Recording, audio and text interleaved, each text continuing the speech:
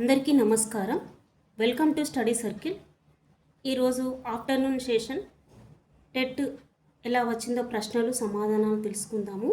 ఈ వీడియోని చూస్తున్న వారు లైక్ చేసి చూడండి. ఓకే, మొదటి ప్రశ్న, హల్లుల జంట వ్యవధానంగా రావడాన్ని ఏమంటారు? వ్యవధానము అంటే వెంటనే రావడాన్ని ఏమంటారు అని అడిగారట. ఇది ఏ అలంకారము? చేకాన్ ప్రాస అలంకారము. అంటే ఉదాహరణకు చూసుకున్నట్టయితే, నిప్పులో పడిన కాలు కాలుతుందా, నీటిలో పడిన తేలుతుందా, తేలుతుందా, అరటి తొక్కరాదు, తమ్ముడికి చెప్పు తెగిపోకుండా నడవమని. ఇలా అంటే హల్లుల జంట వ్యవధానంగా వెంటనే వస్తే దాన్ని చేకాన్ ప్రాస అంటారు. ఇది గ్రామర్ అండి, 8th క్లాసు. జిగి అనగా కాంతి, జిగి అనగా కాంతి అని అర్థం, కాంతి వెలుగు అని అర్థం. ఇది కూడా 8th క్లాస్ అండి. నెక్స్ట్, కాకతీయ పత్రిక నడిపింది ఎవరు అంటే, కాకతీయ పత్రిక నడిపింది పివి నరసింహారావు. ఇది 9th క్లాస్ ఉపవాచకము అండి. ఇది 9th క్లాస్ ఉపవాచకము, పివి నరసింహారావు అనే పాఠం అండి.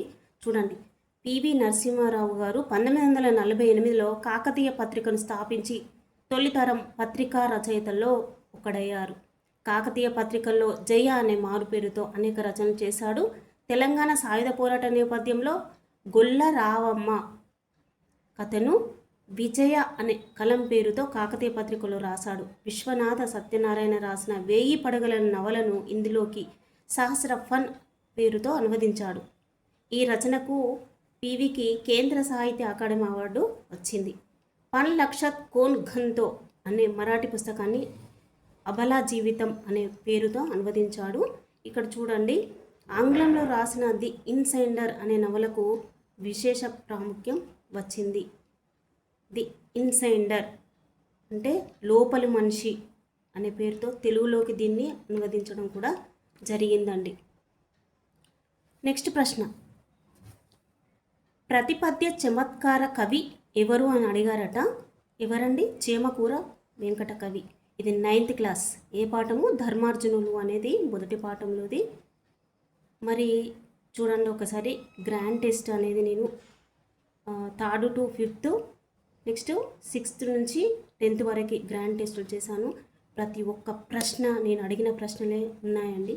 ఒక్కసారి గ్రాండ్ టెస్ట్ను అందరు ప్రాక్టీస్ చేయండి. అందులో ఇవన్నీ ప్రశ్నలు ఉన్నాయి. చూడండి, కాకతీయ పివి నరసింహారావు ఉపవాచకం. ఈ ఉపవాచకం ప్రశ్నలు కూడా నేను గ్రాండ్ టెస్ట్లో యాడ్ చేశానండి. మీరు తప్పకుండా చూడండి, టెట్ రాసే అభ్యర్థులు. ప్రతిపద్య చమత్కార కవి ఎవరు? చేమకూర వెంకట కవి. వెంకట కవి ఏం రాశారు? ధర్మార్జునులు అనే పాఠాన్ని రాయడం జరిగింది.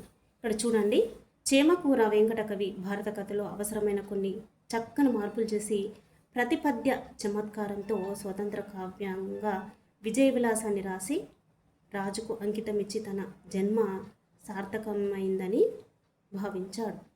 ఓకే, ఇది మహమ్మదీయ రాజుకు అంకితం ఇవ్వడం జరిగింది ఈ విజయ విలాసాన్ని. ఓకే అండి. నెక్స్ట్, మంజీర నాదాలు ఎవరు రాశారు అని అడిగారట. మంజీర నాదాలు ఎవరు అంటే వేముగంటి నరసింహాచార్యులు.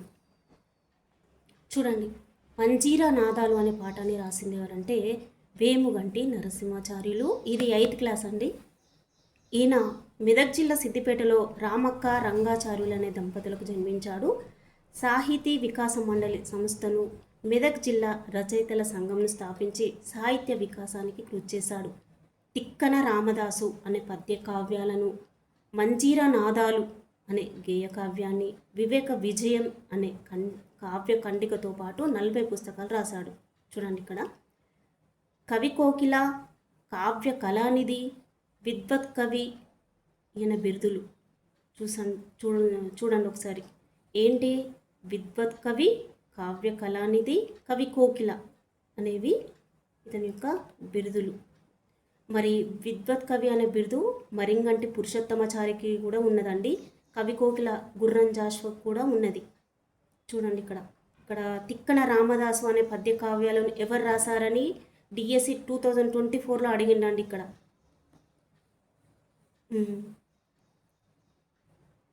చూడండి, తెలుగు విశ్వవిద్యాలయం వేముగంటిని గౌరవ డాక్టర్తో సత్కరించింది.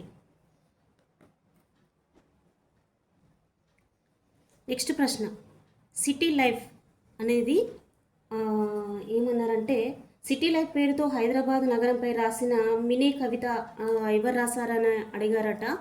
ఇది అలిశెట్టి ప్రభాకర్.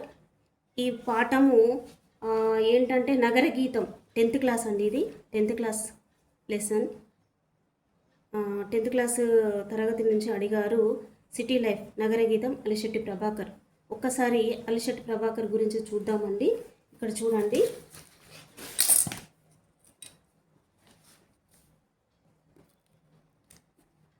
సిటీ లైఫ్ పేరుతో హైదరాబాద్ నగరంపై రాసిన మినీ కవితల్లో ప్రఖ్యాతి పొందాడు. ఎవరు? అలిశెట్టి ప్రభాకర్.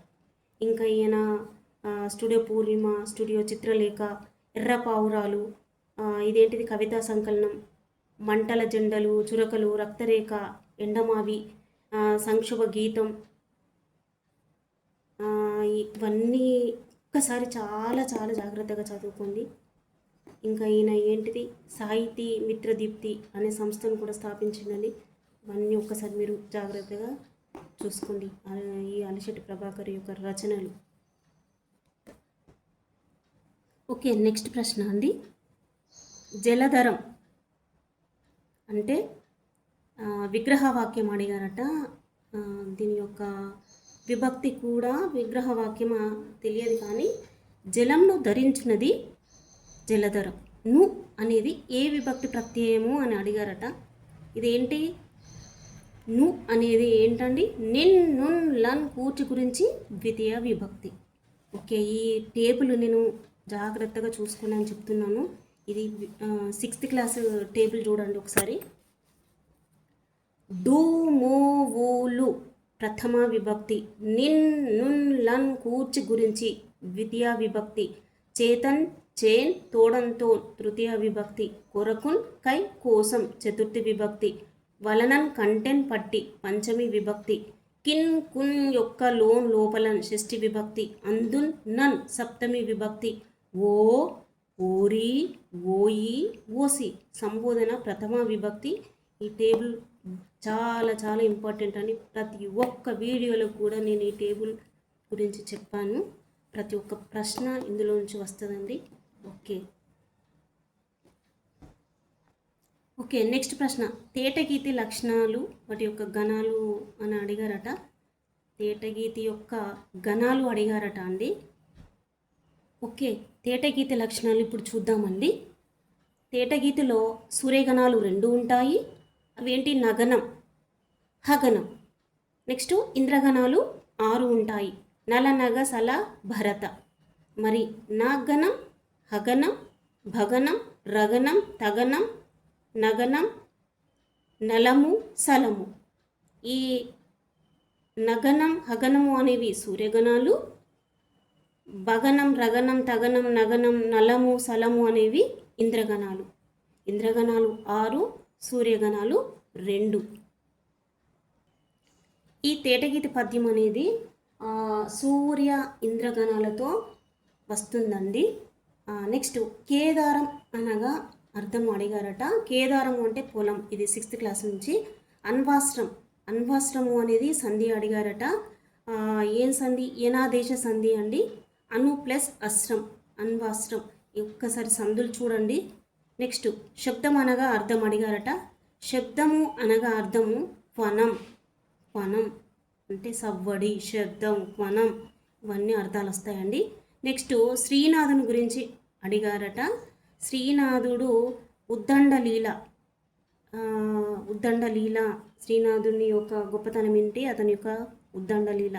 ఇది శ్రీనాథుడు అనేది భిక్ష అనే పాఠము 10th క్లాస్ అండి ఇది. నెక్స్ట్ ఇంకా కేసరి పదానికి నానార్థాలు అడిగారట. కేసరి పదానికి నానార్థాలు సింహం, గుర్రం, శ్రేష్ఠుడు. ఇది 6th క్లాస్ అండి. నెక్స్ట్ సంశ్లేష అక్షరాల గురించి వాక్యం అడిగారట.